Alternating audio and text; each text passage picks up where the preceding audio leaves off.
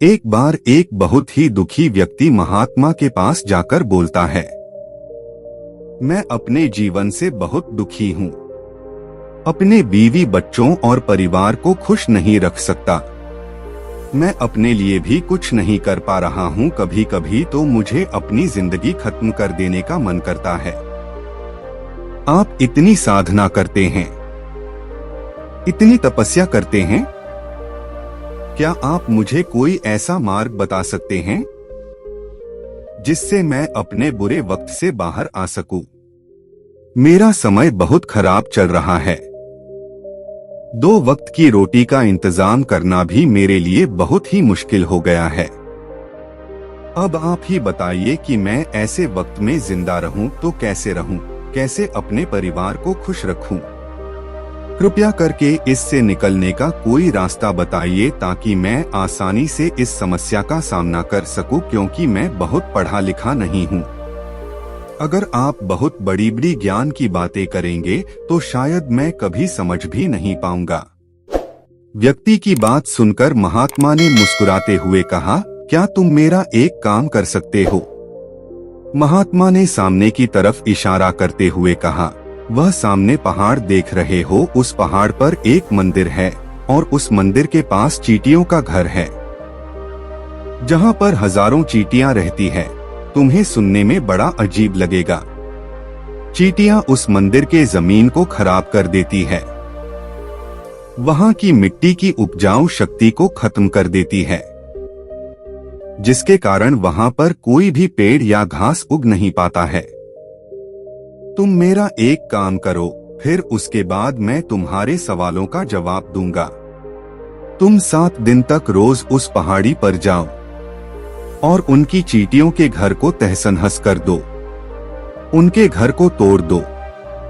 जब भी तुम्हें चींटियों का घर दिखे मंदिर के आस-पास तो उन्हें वहीं पर तहस-नहस कर देना, लेकिन याद रहे घर को तोड़ते वक्त कोई भी चींटी मरनी नहीं चाहिए। इस बात को समझने का प्रयास करते हुए युवक वहां से चला गया। उसे समझ में नहीं आ रहा था कि आखिर महात्मा जी ऐसा उससे क्यों करवा रहे हैं। ऐसे तो उनकी चींटियों पर अन्याय होगा, उनका घर टूट जाएगा, उन्हें नुकसान पहुंचेगा। आखिर कौन ऐसा करने को कहता है? यह सब सोचकर वह महात्मा की बात मानते हुए अगले ही दिन उस पहाड़ी पर जाना शुरू कर देता है। जब वह पहले दिन पहाड़ी पर पहुंचता है और देखता है कि बहुत सारी चींटियां अपना खाना जुटाने में लगी हुई है। सारी चींटियां कतार से चढ़ रही थी और अनाज के छोटे छोटे दाने उठाकर अपने घर में जमा करके जा रही थी। यह देखकर पहले तो उस युवक का मन कमजोर पड़ गया। उसने सोचा कि यह कितना मेहनत करके अपना घर भर रहे हैं और मैं उनके घर को तबाह कर दूंगा तो इनको कितना बुरा लगेगा। लेकिन फिर उस व्यक्ति ने महात्मा की बात याद करते हुए घर को तोड़ना शुरू कर दिया। घर तोड़ते ही चींटियां इधर उधर भागने लगी। अभी तक जो कतार में चल रही थी, अब वह बिखर गई और अपनी जान बचाने के लिए इधर उधर भागने लगे। थोड़ी देर में घर टूट गया। सारी चींटियां इधर उधर अपनी जान बचाने के लिए भाग गई थी। यह करने के बाद वह युवक दुखी मन से अपने घर वापस लौट आया। उसका मन बहुत परेशान था, वह पश्चाताप से भरा हुआ था। फिर उसने सोते हुए रात में लेटे लेटे ही सोचा, अब तो चींटियों का घर तबाह हो चुका है, अब वहां वापस जाकर क्या फायदा, क्योंकि जैसा महात्मा जी ने कहा था कि चींटियों का घर तबाह करना है, वह तो मैं पहले ही कर चुका हूं। लेकिन बाद में उसने कुछ सोचकर फिर से वहां जाने का निर्णय लिया और अगले दिन सुबह सुबह वह वापस उस पहाड़ी पर पहुंच जाता है। पहाड़ी पर पहुंचकर वह उसी जगह पर पहुंचता है जहां पिछली बार उसने घर को तहस-नहस कर दिया था। लेकिन वह देखकर चौंक जाता है कि चींटियों ने फिर से अपना घर उसी जगह पर बना लिया था और वे फिर से अपने घर के लिए सामान इकट्ठा करने में जुटी हुई थी।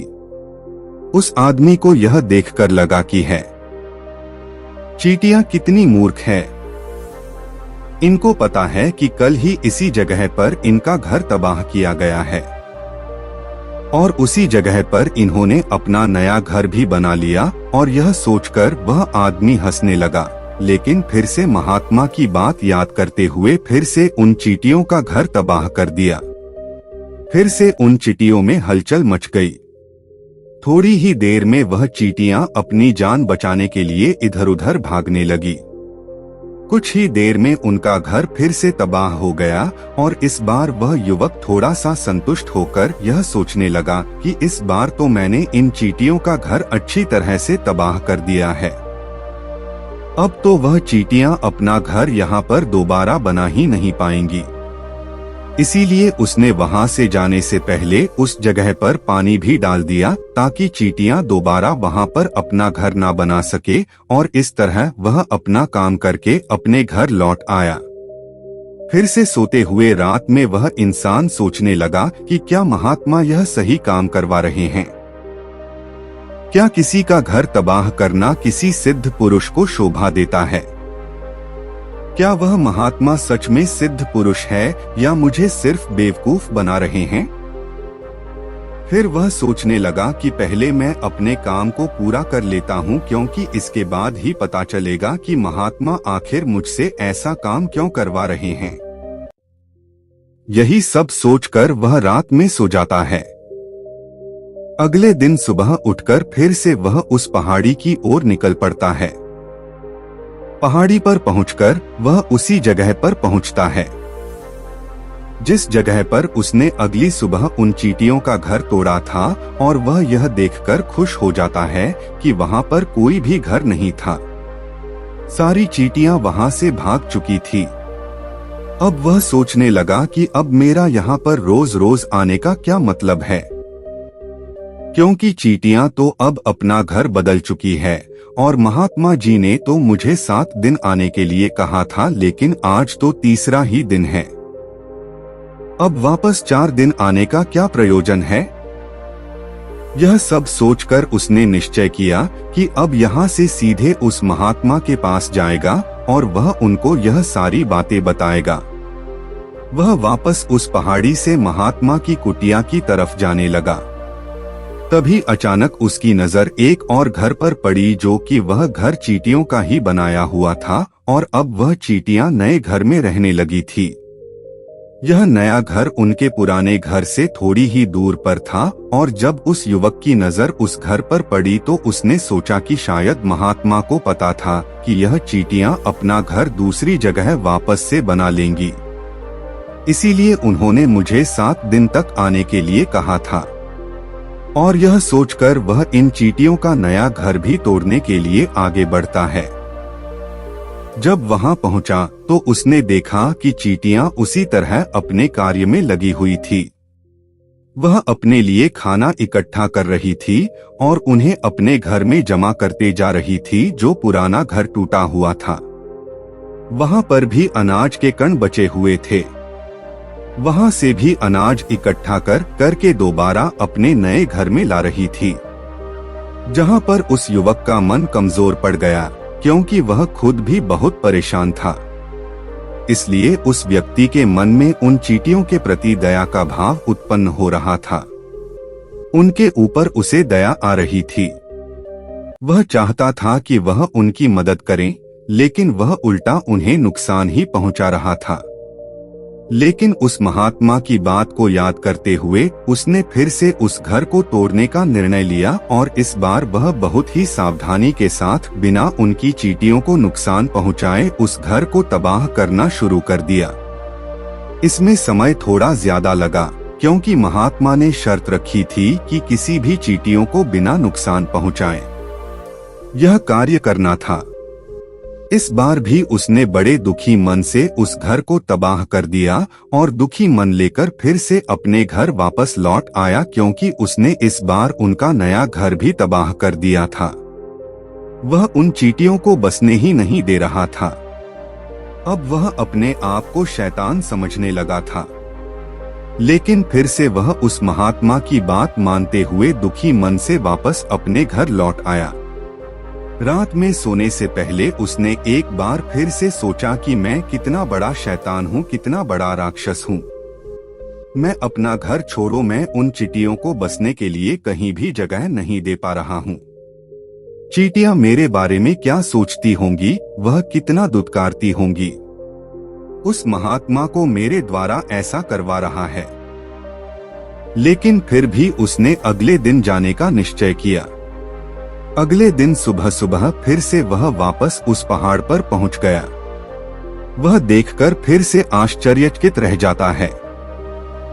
इस बार उन चींटियों ने एक और नई जगह पर अपना घर बना लिया था। वह पहले से भी ज्यादा ऊर्जा के साथ अपना काम कर रही थी और उन्होंने एक रात में पहले से भी बड़ा घर बना लिया था और वह फिर से अपना अनाज और खाना इकट्ठा करने में जुटी हुई थी। यह सब देखकर उस आदमी को लगा कि यह चींटियां किस मिट्टी की बनी हुई है। इनको बार बार यहाँ से भगाने की कोशिश कर रहा हूँ और यह वहीं पर अपना घर बना लेती हैं। क्या इनको पता नहीं है कि मैं इन्हें यहाँ पर कभी भी बसने नहीं दूंगा। यह चींटियां दिखने में इतनी छोटी है, लेकिन फिर भी यह मुझसे हार नहीं मान रही है। बड़ी ताज्जुब की बात है और इस बार गुस्से में उसने घर को तहस-नहस करना शुरू कर दिया। लेकिन इस बार उस घर को तहस नहस करते हुए कुछ चींटियां वहीं पर मर गई। उसके पैरों के नीचे कुचल गई। उनको कुचलने के बाद जब वह अपने अहंकार से बाहर आया, उसने देखा कि गुस्से में उसने उन चींटियों को कितना नुकसान पहुंचा दिया है। उसका मन पश्चाताप से भर उठा और वह रोता हुआ अपने घर वापस आ गया। रात में सोते वक्त उसने सोचा कि मैं उन चींटियों पर बहुत अत्याचार कर रहा हूँ।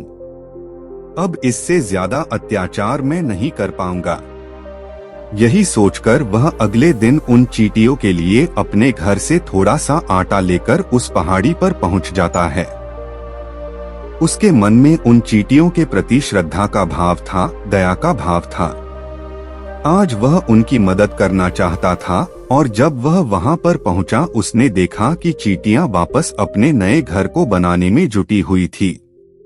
उसने बहुत ही प्यार से उन चींटियों को अपने घर से लाया हुआ आटा खिलाया और अगले 3 दिन तक उसने ऐसा ही किया। वह रोज सुबह जाता और उनके लिए अपने घर से साथ में आटा भी लेकर जाता था और उन चींटियों को बड़े प्रेम से खिलाता। 7 दिन के बाद वह उस महात्मा के पास हाथ जोड़कर पहुंचता है और कहता है कि है महात्मा जी, मुझे माफ कर दीजिएगा। मैंने उन चींटियों का घर तबाह करने के लिए बहुत प्रयास किया। मैंने उनका घर तबाह किया, एक बार नहीं बल्कि 4 बार मैंने उनका घर तोड़ा। उसके बाद मैं हिम्मत नहीं कर पाया, उनके घर को फिर से नहीं तोड़ पाया। मैं समझ सकता हूँ कि मैंने आपका दिया हुआ काम पूरा नहीं किया और जिसके बदले आप मुझे वह तरीका नहीं बताएंगे जिससे मैं अपने बुरे समय से बाहर निकल सकता हूँ। लेकिन मुझे इसका कोई खेद नहीं है, क्योंकि मुझे लगता है कि मैंने जो किया वह सही किया। इसीलिए मैं आपसे आज्ञा लेकर वापस अपने घर जा रहा हूँ। कृपया मुझे वापस अपने घर जाने की आज्ञा दीजिए। यह सुनकर उस महात्मा ने मुस्कुराते हुए कहा, अरे भंते, कहाँ चल दिए, रुको तो सही, जलपान तो कर लो, थोड़ी देर ठहर जाओ, उसके बाद चले जाना। और यह कहकर वह महात्मा उस युवक के लिए पानी लेकर आते हैं। पानी पिलाने के बाद महात्मा उस युवक से पूछते हैं कि तुम मुझे यह बताओ, आखिर तुम उन चींटियों का घर तबाह क्यों नहीं कर सके? वह चींटियां तो इतनी छोटी छोटी है और तुम कितने विशालकाय हो, फिर भी तुम उन छोटी छोटी चींटियों का घर तबाह नहीं कर पाए। कहाँ है तुम्हारी शक्ति, तुम्हारा बाहुबल? इसका जवाब देते हुए उस युवक ने कहा कि हे महात्मन, मैंने उन चींटियों का घर तबाह कर दिया था, बार बार किया था।